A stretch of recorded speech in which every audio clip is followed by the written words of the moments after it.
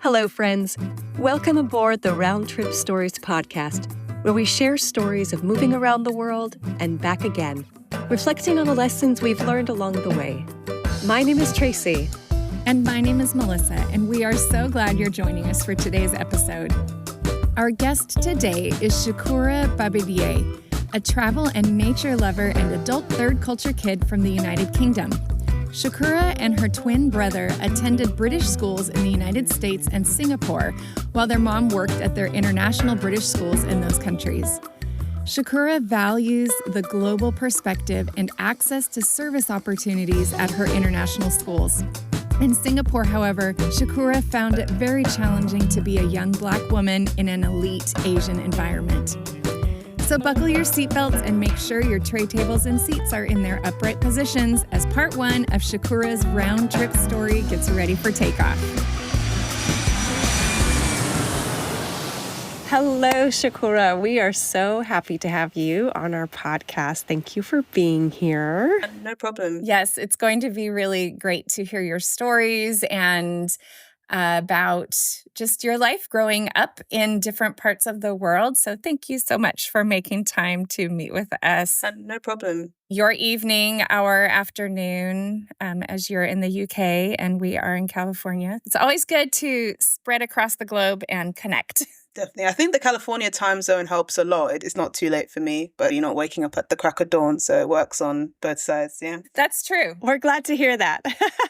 And just a reminder for our guests that we are doing a Third Culture Kids series and interviewing people who grew up overseas as kids, so have spent a good chunk of their childhood spending time outside of their home country. So this is Shukura Babirye, and she's in the UK in London. And Melissa, go ahead. Well, Shukura, as we get started, we like to ask a few questions that we kind of think of as the backstory. Yeah. So tell us, for starters, a little bit about yourself and your life now, where you live now. For myself, during my developmental years, I grew up abroad and I only sort of came back to the UK for university. But in terms of a bit about myself. So because I've traveled around as a third culture kid, I love to travel. I do love being in nature, and that's definitely a common theme throughout my whole experience growing up abroad. I think my mom really got us enjoying nature and being in those spaces. And so for myself, I love going on hikes. I love trail running. I do trail races. Nice. 1 year I did a 100-kilometer hike. And yeah, so for myself, because I really love hiking, being in nature, I created my own group called Mochi Collective that is centered around specifically Black and brown people who want to be in nature. And for myself, being sort of someone that loves to be in nature and loves to build a sense of community, I thought, why not in the UK do that? So that's pretty much me. I love that. So now tell us about your family and where did you grow up? Yeah, so in terms of the family I grew up with abroad, so I grew up with my mum and my brother. He's a twin as well, which I think is quite cool to live abroad and experience all these things with someone the exact same age as you. He's my brother, so it's a different gender, but still we're able to sort of share the same experiences. So I was born in London in the UK, and so at the age of 4, that's when I moved to America. I tell people I lived in Washington, D.C., but people who know like the Maryland area, specifically I lived in Silver Spring, so if you know, you know, but I just tell people Washington, D.C., because if you look at it on the map, it's like 5 steps away from DC. So I grew up in America, I grew up in DC, and then I moved to Singapore, and I lived there for 5 years. That's where I did the end of my studies. So to kind of go back from 0 to 4, I was in London, UK. 4 to 12 or 13, I was in the US, and then 13 to 18, I was in Singapore, and then 18 to 19, I spent a year in Ecuador.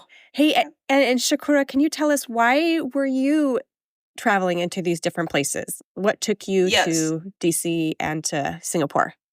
Yeah, so I think, so my mum is a single mother, and from my understanding, it was just how can I give the best life possible for these 2 kids, and give them great access to an education. And so my mum is a teacher and taught at these international schools. That is one common way sort of experience with a lot of third cultured kids. Yeah, and so when you're an employee at an international school, then your kids can go there as well as part of the Exactly. You package. get the perks. Yeah, exactly. You get the perks of sort of those private schools and without paying the private school fees. And I think as well with the education, international school education, I think my mom quite liked that aspect of it. When you were in the DC area, were you at a British international school? Yes, so British International School, I think my mom's perspective was like, let's try not to go too differently with the education system so that it can potentially impact, how you're applying for universities. There's some people I know who had to repeat a year due to just doing different educational systems. And my mom knew big picture, we were going to return back to the UK for university.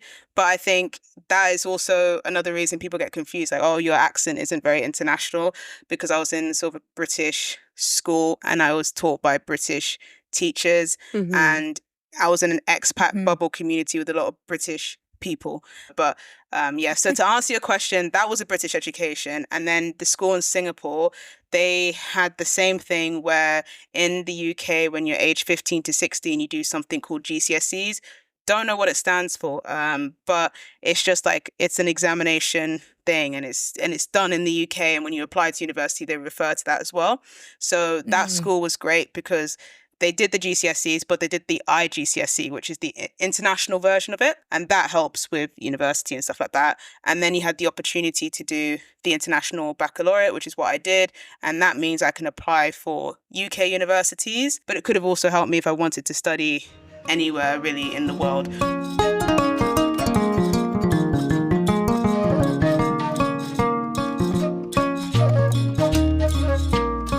Okay, so now we're going to talk about your stories about your time living abroad. And so tell us a story about growing up abroad as a TCK. Definitely, I would say one common theme, it's going to sound really soppy, but I didn't really feel that sense of identity within any of the countries. When I was in America, I didn't feel American, and I was there from 4 to 13. That's quite a big part of my life, which is why it confuses people when I don't sound American. But for me, I think during that time, I was very aware of, I'm a British person in America.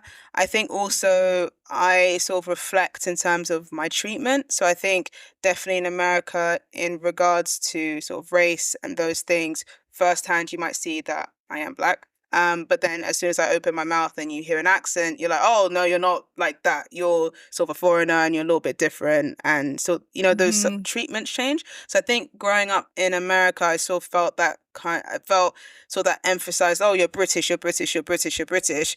But it was like, I've lived here more than I've lived in the UK, and I almost feel American, but not quite. But I definitely didn't feel British. But yeah, and I'll definitely say in the UK, it was sort of more similar thing where it's like, oh, I sound British, I'm a British citizen, all of these things, but then I feel really out of place. So I think growing up as a third cultured kid, a lot of people will say that sense of identity. So no matter where I was, if I was in Singapore, similar thing, the UK, America, if I felt a bit like odd, if that makes sense. But then in Ecuador, it was really different. I couldn't really to this day quite describe it. I think out of all the countries, that was the one country I really felt at home, air quotes. Even though my family wasn't there. I think because when I was there, I was never really questioned about, oh, you're British, you're this, you're that. When I was speaking Spanish, no one went, oh, you sound like they just, if anything, when I was there, people just assumed I was from like the north of Ecuador or this place called Guayaquil or in Ecuador. So I think I kind of assimilated to a point where then my identity wasn't really questioned unless they heard me speak English and they're like, oh my gosh, your English is so good. And I'm like, it's because it's my first language. It's my mother tongue. So yeah, in short, I think growing up, I just felt that kind of lack of identity, but it felt really weird. Ecuador was where I felt like I could be most me. Isn't that interesting? It's interesting because I wasn't even there for that long and my family wasn't there. And how old were you? I was 18, so I was there from 18 to 19. Yeah. So yeah, I don't know if anyone has answers to why that could be the case. Ecuadorians are very warm and friendly. Yeah. Don't know if it's a cultural thing in that sense. Or if it was part of your age that you had a different sense of who you were by then. Exactly. And the group I went with as well, it was like-minded individuals, sort of like myself, who love to travel and Yeah. learn languages. So I think the organization I was with, I felt, oh wow, everyone's not thinks the same in the same way, but has that open mindset and that warmth. Yes. The global worldview. Exactly. And then definitely the people in Ecuador. Yeah, it was pretty overwhelmingly positive.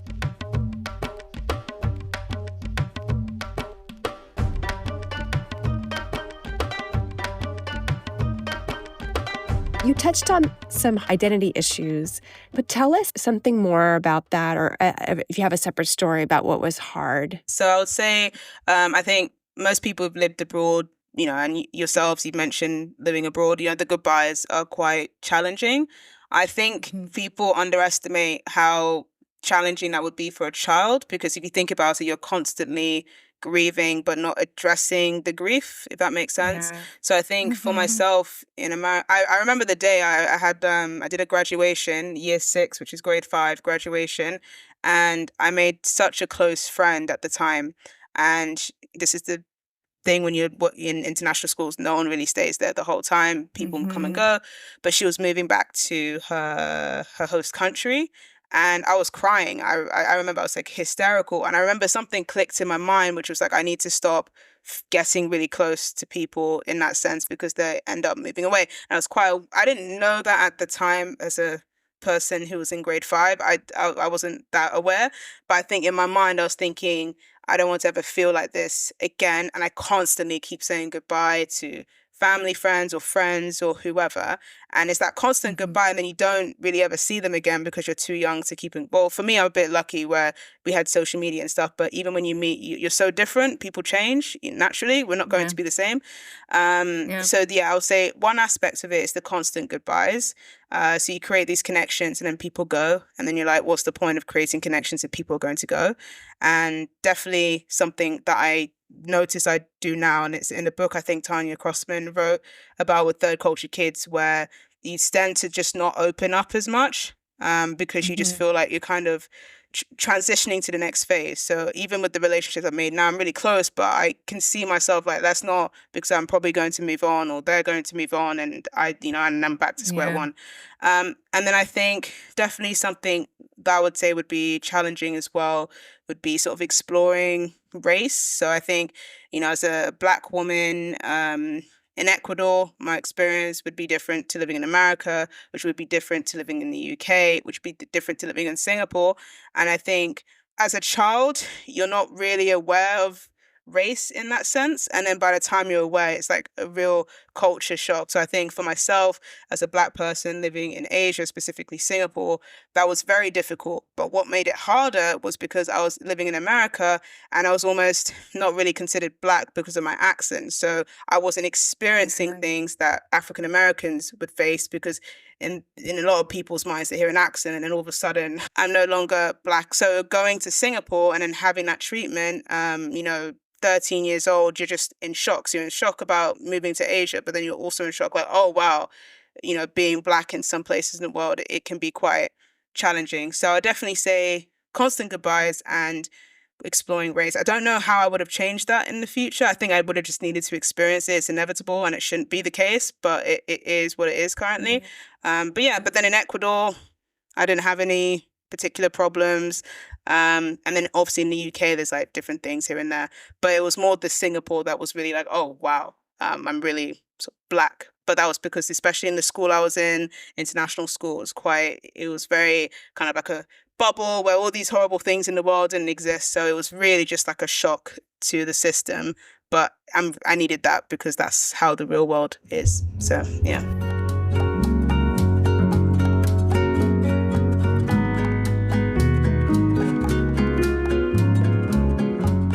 All right, so tell us a story about something you loved. I think this is linking more to the educational aspects of growing up abroad. So I think what I quite loved about sort of the education that I had, which I know is going to surprise my mum, because during my teen years I was complaining about doing the international baccalaureate. But I think looking back, hindsight, years have passed now. I personally, I'll use my time in Singapore, for example, in the school I was in. There's obviously, I need to put a caveat, an element of privilege.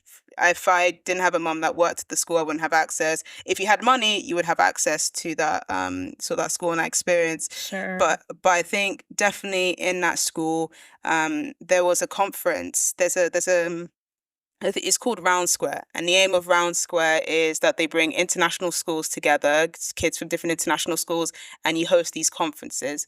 So one example was, I forgot like the exact title of the theme, but it was about breaking down stereotypes, and it was in an international school in Jordan that hosted this. Oh, wow. And so I had a really amazing opportunity to go to that conference and learn about Islam, and then how the media portrays the Islamic religion, and sort of how we can dispel these stereotypes, etc. Like, I knew that Islamophobia existed, but I perhaps didn't really understand the extent of how it's being pushed in the media. And then going to a country in the Middle East and then experiencing the culture and realizing, oh, that's not how they are showing this country in the news. So that was sort of like that education that came from my school, which I thought was really insightful and something I loved about my experience, definitely growing up abroad, having that opportunity to be able to gain access to different cultural experiences. And definitely that Jordan trip was just absolutely fantastic. I didn't really know Jordan really existed as a country just due to my own ignorance at the time. But because I was like, oh, it's a Middle Eastern country, you imagine, oh, what the media has shown. But then being able to go there and experience that was fantastic. The food there, fantastic. The culture, absolutely loved it. Definitely in the future, if I was able to go back, I'll go back. And so that's what I would say with my school in Singapore. It was a lot of, go to these countries and experience these things. Even like living in Singapore, another positive example of like the education. The way my school was, we were obligated to do a service, some sort of a community service. So at the time, I was, I think, 14, and I was doing volunteering at this nursery at this government housing building in Singapore. It wasn't the most glamorous areas. That's the whole point. You're meant to sort of go to different parts of Singapore and not stay in our expat bubbles and communities. And I got to do volunteering for these kids. Now, what Singapore does is that a lot of people say, oh, you go to Singapore and you don't really get annoyed by flies. And that's because they fumigate the whole country to avoid people getting dengue and all sorts because of the climate and mosquitoes. However, for me, I'm like, oh, this is so great. But if I didn't work at that community, but for my community service at that nursery, I wouldn't realize that when they are fumigating this country, these insects and these rats and these cockroaches, they all have to go somewhere. So where do they go? They go to these government homes and these sort of areas in Singapore. Now, I would have had no idea because the neighborhood I was living in was, those expats. You're in these little bubbles, but the place where I was going to, it was government housing, and when I went to go and do the service, there were cockroaches all over the floor of where these kids were. Now, the school wasn't trying to teach that. I'll be honest, that's not what they were trying to teach, but that's what I learned from my experience living in the school. So that's what I really liked about being a third culture kid. You just get so many different perspectives. Singapore, it's seen as a really, amazing country, but just like every other country, they have their flaws. So yeah, I just love being able to get that various stories and experiences, and that's how you really learn sometimes, is through that lived experience. There's only so much you can read that can provide you that understanding.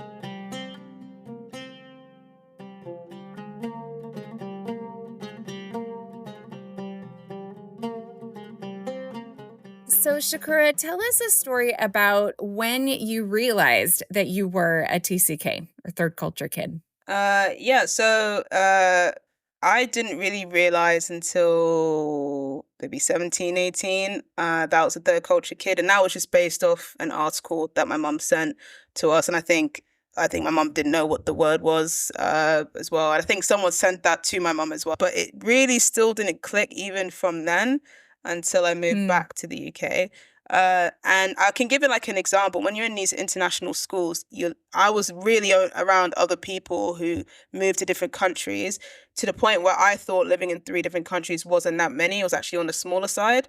And we had in school, we had a subject called Global Perspectives, and we all had to raise our hands and share and talk about how many countries we all lived in, because that was a normal conversation. So I raised my hand. I remember saying 3, and then other people saying 8, and then that's when I was like, oh wow, maybe 3 is like not that many. It seems quite small. I feel like a normal person, but 3 is actually quite a lot. It's actually quite a few countries. So yeah, when we would move back, I'm moving back, but then meeting people who I was in school with in America and Singapore. So even though I was coming back to the UK every summer as a child, or it's more like my teenage years when when you're able to like go out by yourself, I was going back to the UK to then meet people who I went to school with in Singapore, or I went to school with in America.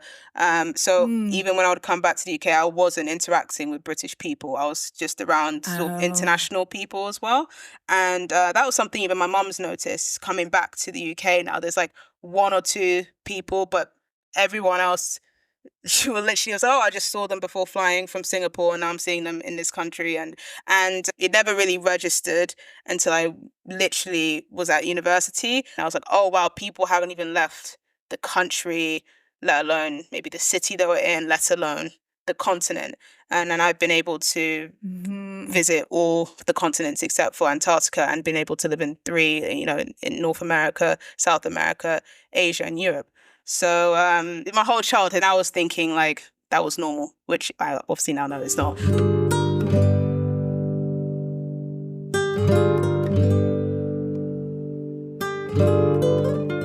So you've already touched on this, I think, when you talked about what you loved. But is there anything else you want to share about what you value the most about your story, your childhood growing up in all of these places? I think just the ability to connect with different people from all walks of life. In university, there were people from Singapore, and I was able to connect with them. But then it was the whole, but you don't look Singaporean, you're not Singaporean. So it was kind of like, oh, that's cool, but at a distance, because you're not Asian, you're not Singaporean, you live there, but that's how far as the culture goes.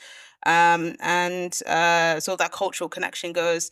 So I definitely say I really, really value that. If someone says, oh, I remember I was waitressing before university, and I was at this restaurant, and there was these Americans who lived in Maryland. And I was like, oh my gosh, wow, I lived in Silver Spring, and someone actually knew where that was. And they made the whole joke about how it's like really close to DC. But I was able to be more specific, where my generic line would be Washington, D.C. So I think just being able to connect with people from different walks of life, and in terms of like South America and stuff like that. I remember I did an internship in Spain, and for some reason the people I was coming across and connecting with and speaking in Spanish with were all from South America. So it's all those sort of different things. So yeah, I think I really, really value that the most. It's not a relatable experience, so sometimes it can feel lonely and isolating in that feeling.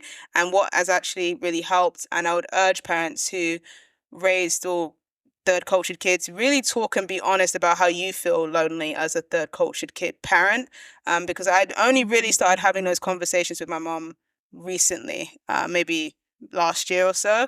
And I think that would have helped us a lot if we were having those. But anyways, in short, yeah, I would definitely say I really value being able to connect with people. If someone says they're from America, I can connect with them. Singapore, connect.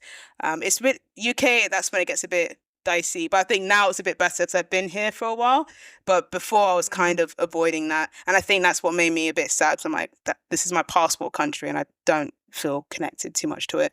But I think to add on that as well, I am of Ugandan heritage. So I only visited Uganda once, but it's like, even though I'm of that heritage, I don't feel sort of in touch or sort of with my African roots. That sounds really cheesy, but it's not something like I regret in anything, because it was inevitably going to happen if you've lived in different countries and stuff like that. And we didn't speak like Luganda at home, and we didn't eat Ugandan food or anything like that. I think a little bit more now, because my grandmother, she's Ugandan, and she speaks the language and cooks the food, and she's kind of that touch to that culture, but we didn't have that touch, so we weren't really connecting too much. And I don't necessarily think it's a bad or good thing, but it's inevitable when you're in different cultures and countries. It's almost like when you're learning a language, you'll probably feel more connected to some than others. But it is one that definitely in the UK, they really pride themselves on knowing. Also people from sort of Asian background, Caribbean background, African background, they pride themselves on knowing their heritage, and that's something I get quizzed on a lot, but I'm like, oh, I don't know, but I lived in different countries. But yeah, so it's kind of like weird. It's like a weird like thing, not but in a bad way, but in America, because of the history of slavery in America, it's understandable to not know your heritage because it's such a mixture. But in the UK, people flew here, or so they know their heritage. They can go all the way back. And I know Ugandan, but I don't know sort of too much. I should really just read on it, but I'm bad with that. Yeah, at another point, that's a good goal, right? Another trip. Yeah. Another trip. I only been there once, 2019.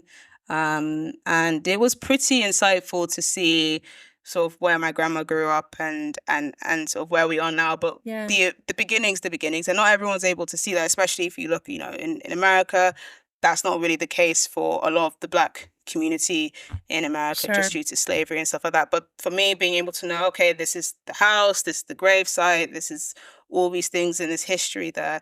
So I do think maybe there's like one more Uganda trip, but now of an age where, when you're kids, you can just kind of do a summer holiday. I think now, because we're all sort of adults in different phases.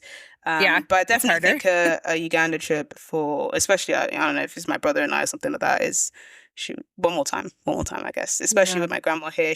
That's one thing. Sorry, that's another side note.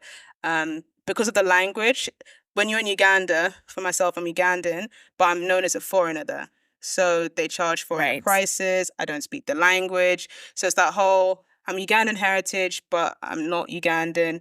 I lived in Singapore, but I'm not Singaporean. I lived in America, not American. British, I don't feel British. So it was almost that again. So sometimes that I get a bit disheartened by that, where you just feel like a foreigner, but it's like, no, I'm of that heritage, but then I can't speak the language. Which goes back to why Third Culture Kid has that name, because you don't feel completely like you belong in the place where you were born, and you don't feel like you completely belong or are accepted in the place where you were. Exactly. So yeah, I think that you described very well what that's like. So thank you so much, Shukura, for telling us these stories. We are looking forward to getting to hear the rest of your stories about moving back to the UK in the second part of our interview. Thank you, Shukura, for sharing your round-trip stories from growing up as a TCK in the US and Singapore. Your reflections about your childhood and schooling show how multifaceted the Third Culture Kid experience can be, especially as a Black woman and depending on geography. Each part of the world perceives our race and accent from their own socio-historical perspective. You recommend good communication with parents, whether helping children work through macro issues like the host culture or micro issues like multiple goodbyes in relationships. Through it all, and because of your TCK experiences, you most value that you can connect with people from all walks of life. So, what happened when Shukura returned to the UK for university? You'll have to make a return trip to our podcast for part 2 of Shukura's round trip story. Want the podcast equivalent of early boarding and first class seating?